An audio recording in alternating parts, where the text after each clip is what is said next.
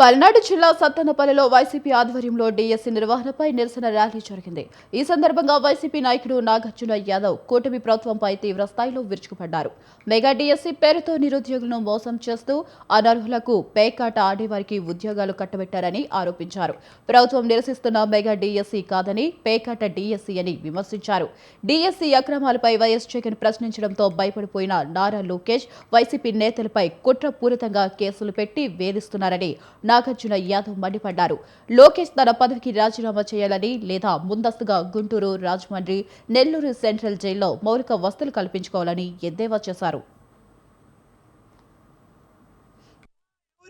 ఎంతమంది వచ్చారు, వారి మీద ఎట్టంటే కేసులు పెడదామని డ్రోన్లు తిప్పుతున్నారు.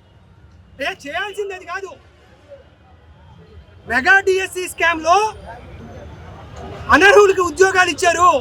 పేకాట ఆడే వాళ్ళకి, ఉంగుళ్ళు దూగుళ్ళు ఆడే వాళ్ళకి, నేరాబండ ఆడే వాళ్ళకి, అష్టాచెమ్మ ఆడుకునే వాళ్ళకి, లోనా బయట ఆడే వాళ్ళకి, మూడు ముక్కలాట ఆడే వాళ్ళకి, అంటే సత్తెనపల్లిలో ఆల్రెడీ సుధీర్ గారు చెప్పాడు కదా, ట్రైనింగ్ సెంటర్ ఒకటి పెట్టారు.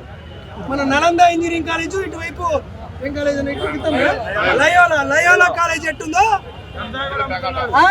ఇక్కడ కూడా ఒక డిఎస్సి ట్రైనింగ్ సెంటర్ పెట్టారు.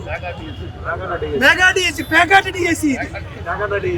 సో బాలకృష్ణ గారేమో పేకాట ఆడతారు. దానికి సర్టిఫికెట్ ఏమో వాళ్ళ పెద్దలుడు చిన్నలుడు భరత్ ఇస్తాడు.